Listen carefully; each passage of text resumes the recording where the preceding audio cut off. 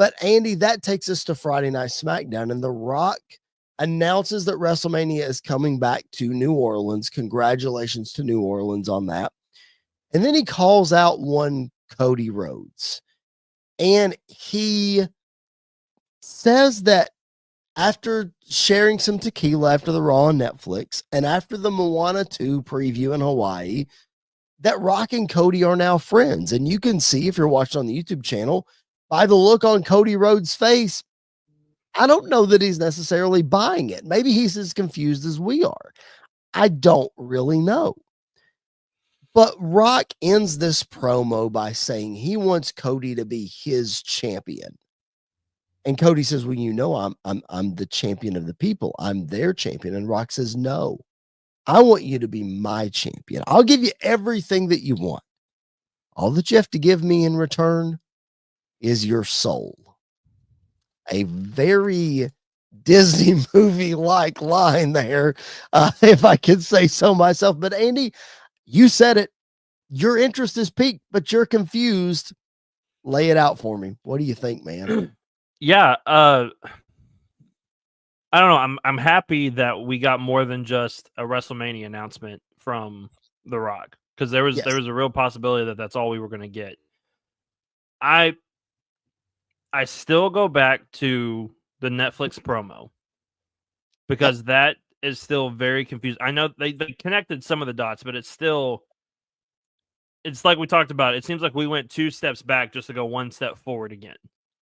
And so that's kind of where the confusion is for me. And I get the concept of what The Rock is talking about Cody selling his soul, being the corporate champion, being, you know, very much like what Seth was with the Authority, just being the company guy that does whatever he wants, gets whatever he wants, but is still the company guy as long as it benefits the final boss, which I get that. But there's still so much confusion I have about not necessarily where we're going, but how we're going to get to where we're going. Because there's so many things that are just all over the place right now. There are so many loose ends to Cody's story that have not yet been finished that I feel like have had every opportunity to be tied up by now and like finished. And we haven't done that yet. And I don't know. I mean, I don't know I thought I had an idea of what was going to happen at the Elimination Chamber. Now I literally have no idea. If we thought it was such a wide open field to begin with, now let's throw this monkey wrench into it, Andy, and try to predict who's going to win, right? Well, I said last week that the men's chamber is one of the most stacked, but yet one of the most predictable chambers we've had in a while. And now that is not the case at all. For better or for worse. Like it has thrown a wrench into this whole thing that I don't know what to expect, which is a good thing. Like I like that aspect of it. But it's also like I feel like we have gone way too far or in a circle. We've just gotten in a circle to get back to this point again that we were last year. So I don't know. I think Elimination Chamber is going to clear some things up. I think the promo tonight between him and Seth was really interesting and kind of teased a very Homelander heel Cody that we've been talking about for a while. But we haven't fully got that yet. So this could be playing the seeds for that. There's been a lot of very interesting theories that I am very much behind that I'm sure we'll dive into, because there's some wild ones like turning Cena heel and everything that I was against until I heard it kind of laid out, and I'm like, oh, that could work. So there's a lot of ways that they could go with this. Yeah, so as we're previewing the Elimination Chamber, one big detail that I left out in laying out what has happened so far is the fact that Rock said he's going to be at Elimination Chamber this Saturday. That's where he wants Cody's answer.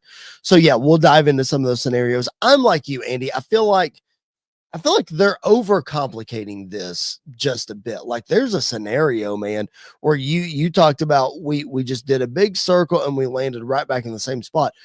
There's a scenario where we walk out of Elimination Chamber and we know nothing. Like we just know nothing, you know? And like, then we really have more questions. I feel like most fans are disappointed in this. And I'll even go further than confused. I'll say disappointed because we got such a different side of the final boss last year. And this is totally different. Like, this looks nothing like The Rock that we got at this time last year. And here's what in combing through some of those theories and thinking about this over the last 72 hours or so, last year, Andy, we saw the physical prowess of The Rock on display. The final boss physically imposing his will on Cody Rhodes, on Seth Rollins, on a referee, on whoever got in his way. That's what we got last year. But Cody Rhodes defeated that with the help of John Cena and The Undertaker and Jey Uso and Seth Rollins, and the list goes on and on. But Cody Rhodes defeated that. So then the night after WrestleMania on Monday Night Raw, we saw Cody Rhodes and The Rock in the ring face to face, and the mental manipulation side of the final boss kicks in. And that's where we're continuing here because, Andy, as I've said several times, and I know you'll agree with this, but as I've said several times, all The Rock has to do is say one thing, and we're back to where we were. Like, yes, he cut the corporate promo, and Ari Emanuel apparently says Rock's over WWE. So Rock has to be the one to cut the corporate promos, right?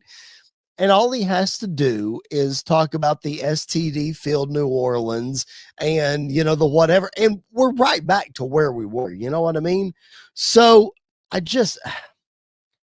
don't know, man. I'm trying to buy in because I know that they're leading us somewhere, but I'm like you, can't see the forest for the trees, but there's so many dang redwoods that are 20 feet tall and what have you. Like, I can't see anything. I don't know where we're going here. And part of me doesn't want to know, but part of me is like, can you give me something? Yeah, I don't know. I think you're absolutely right that we can easily kind of get back on track, but it just seems like such an unnecessary obstacle to put in your own way. And so that's why I really think at that time, I think at Bad Blood, Rock was going to be at WrestleMania to wrestle. And then I think when we got to the Raw Netflix, I don't think he was going to be at WrestleMania to wrestle. And now I think there's a chance he's back, but it seems like because of his conflict of schedules, we have to always be tiptoeing this line. Yes. And it's not the best way to handle this situation. I also saw in the press conference after SmackDown where Rock basically said, like, me and Cody don't ever have to wrestle each other. I know. Like, this is the kind of story where we don't have to get in the ring together. And I'm sitting there thinking, no, you need to get in the ring together. This is not one of those stories where you guys can never wrestle. You guys need, even if he sells his soul to you, at some point, this match needs to happen for storyline reasons. And it just, I don't know. It seems like we may never get there. I think there's still a really good possibility that Cody does not wrestle The Rock, but Rock ends up wrestling Roman. Like, I think that's still a possibility. Yep. Absolutely. I think that is 100% one of the scenarios. I think there's a real good chance that Roman shows up in the middle of all this. Roman and Rock end up with this, and Cody is just, we've literally brought Cody back into this just to keep him tied to Rock and Roman so that Roman and Cody make sense at WrestleMania 42 if we get there. I don't know. But Rock Roman is the match we all want. If that's where they go, Andy, you've really taken like 30 steps backwards to take 2 steps forward to get us here. Like, you can get to Cody versus Rock now, and we can make it make sense. Rock versus Roman, like, why was this promo with Cody necessary? Yeah. You know what I mean? Yeah. I think at this point, as a fan, I don't want to see Rock Roman this year. I think we can push it back. Honestly, like, if we're looking back at the last couple years, and I'm not saying this because I was there, but in reality, Rock Roman should have happened at 38. Like, we did not need another Rock.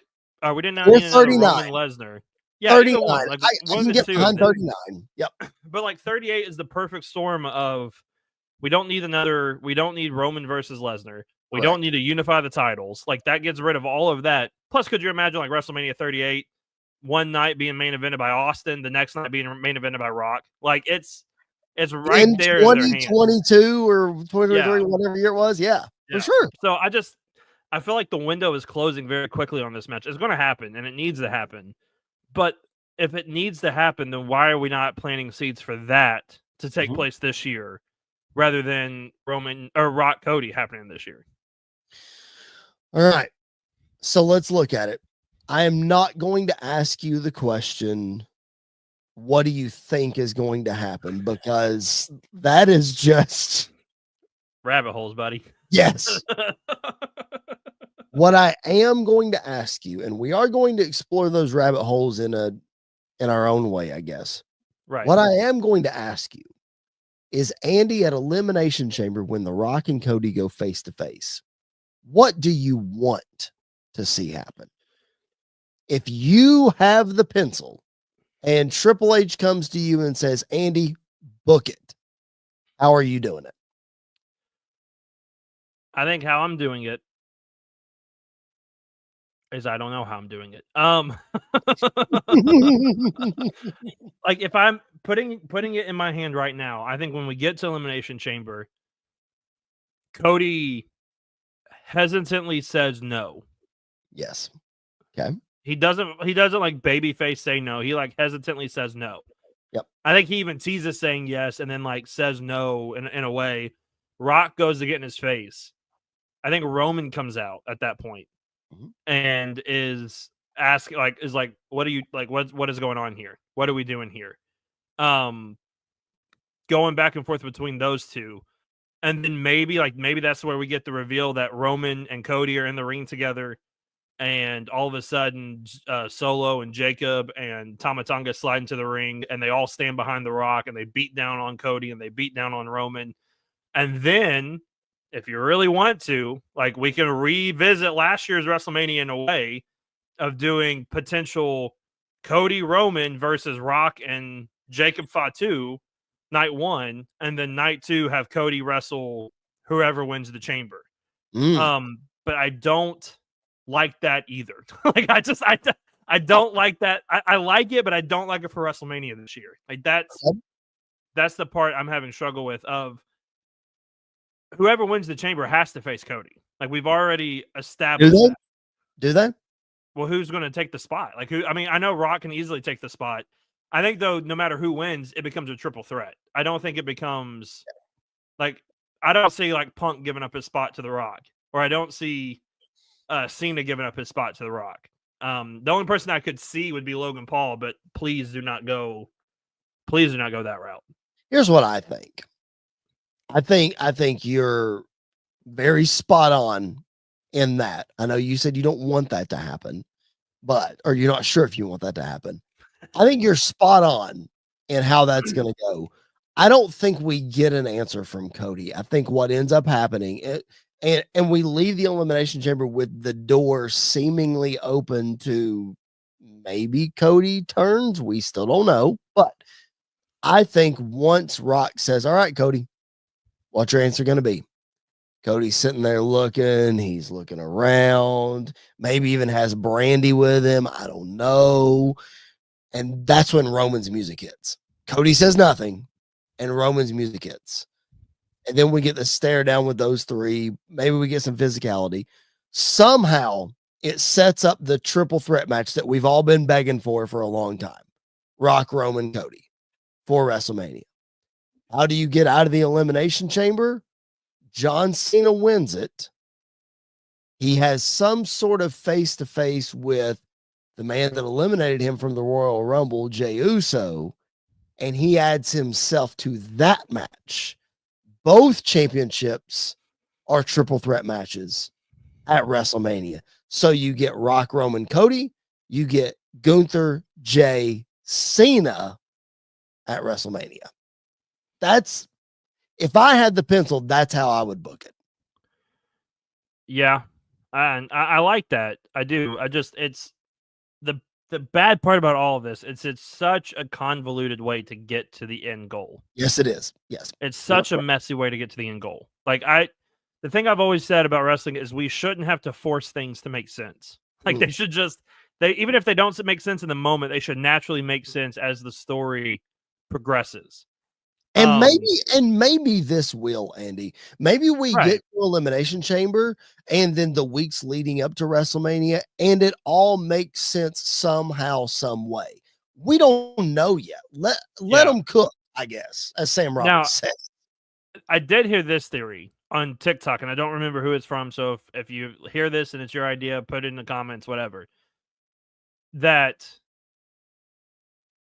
prior to Elimination Chambers, like this Friday, Mhm. Cody's in the ring cutting a promo, and John Cena interrupts Cody Mm, and comes down to the ring and says, "Listen, I was the face of this company for 15 plus years, and I never sold my soul to anybody. I did it the right way. I did it the hard way, and that's the kind of champion you need to be.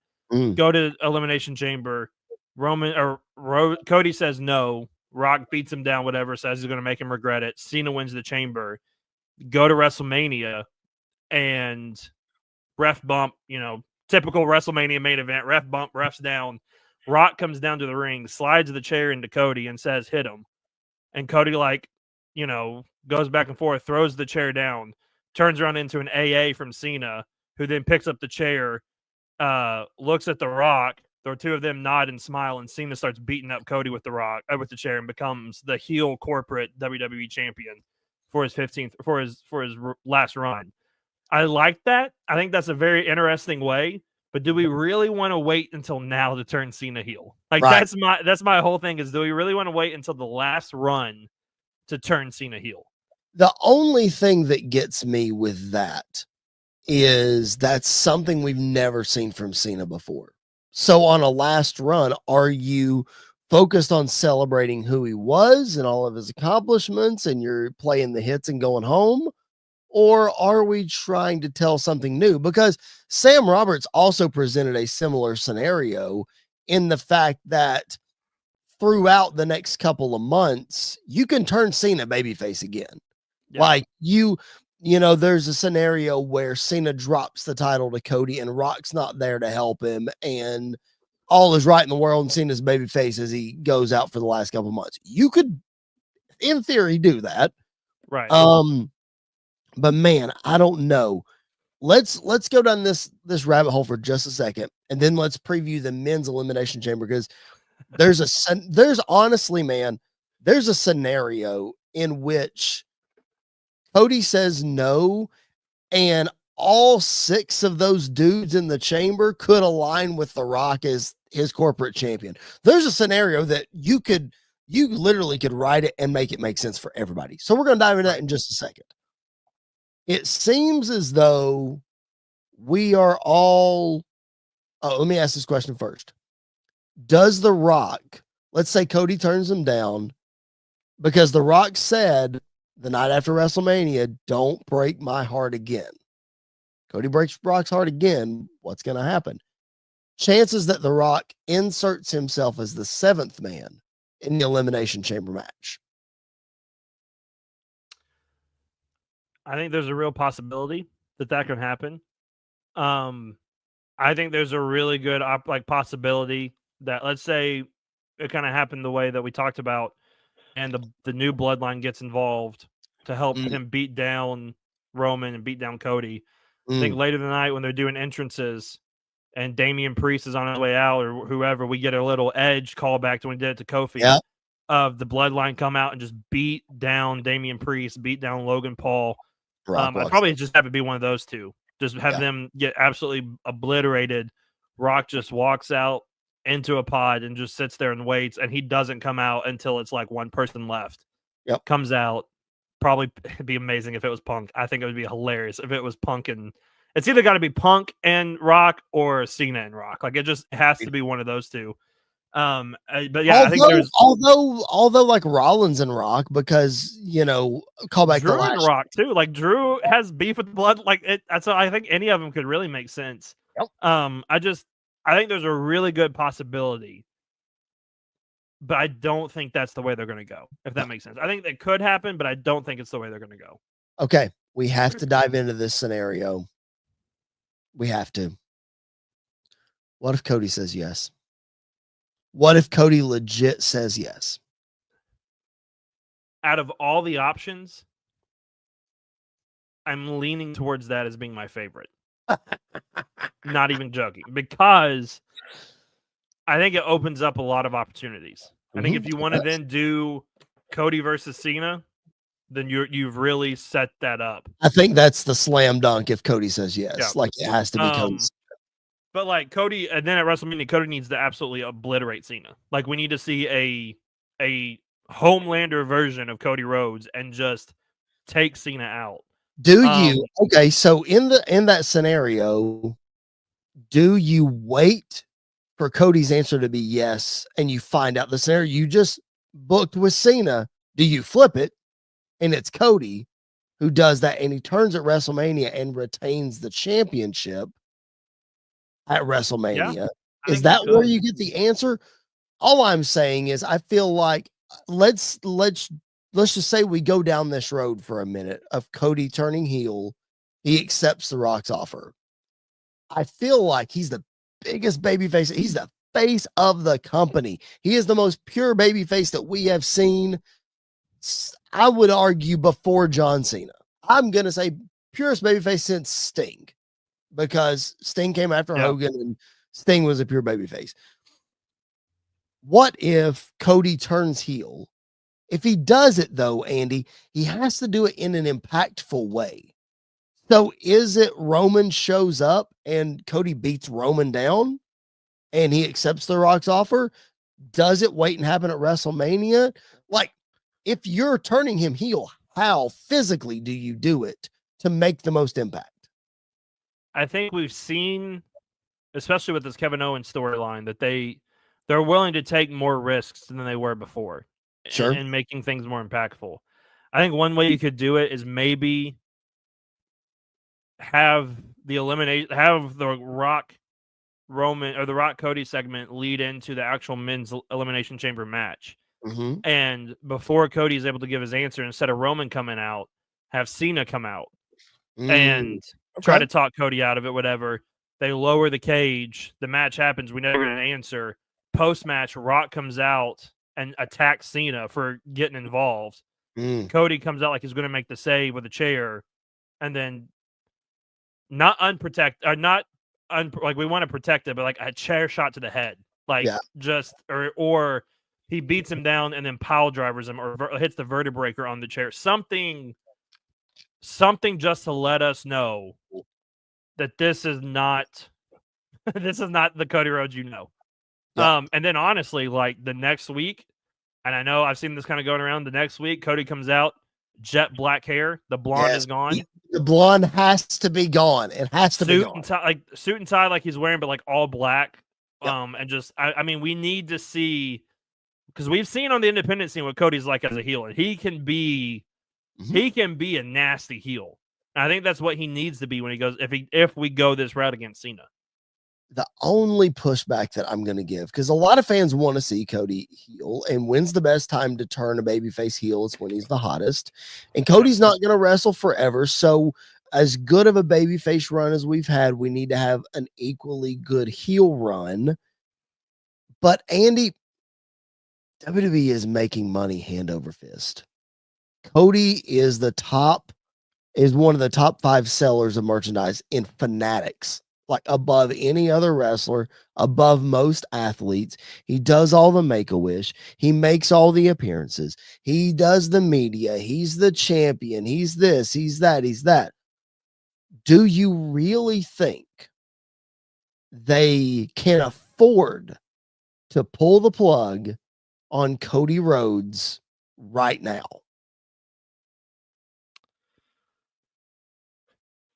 Yes. For one reason and one reason only. Because this is Cena's last run. Okay. I think Cena can pick up the babyface slack that Cody leaves behind. Okay. I also think because Jey Uso is as hot as he is, I think he could kind of slide into that moment as well. And listen, even though he goes corporate, like going corporate doesn't mean he will stop doing interviews. Like it doesn't mean that he'll stop doing media things. And you know, I saw a video of Jacob Fatu putting Lex Luger's wheelchair in a car. So like kayfabe's kind of dead in that area. So he can still do the Make-A-Wish stuff and everything else. So I don't I think you can pull the trigger on it. Like I think you can pull the trigger on a Cody heel turn, and it won't hurt. In fact, I think it might skyrocket him even more. And then listen, we talk about all the time going from a babyface to a heel and then going back to that babyface run. Like we've seen what it's done for Roman. When it happens for Cody, it would be nuclear. I mean, absolutely nuclear. I'm not going to be upset if it happens. And I'm going to be a little disappointed if it happens, but I'm 100% willing to run with it, and let's see what happens. All right, before we get to the rest of the Elimination Chamber card, I want to remind you to make sure that you are subscribed to the channel if you haven't already. 90% of our viewership not subscribed to the channel. Guys, what are you doing? Hit that subscribe button. It doesn't cost you a thing. It helps us so much. Like the video as well. It helps the algorithm. Leave a comment, leave a question. Even if you aren't watching live, we get back to those as soon as we get them, or as close to that as we can.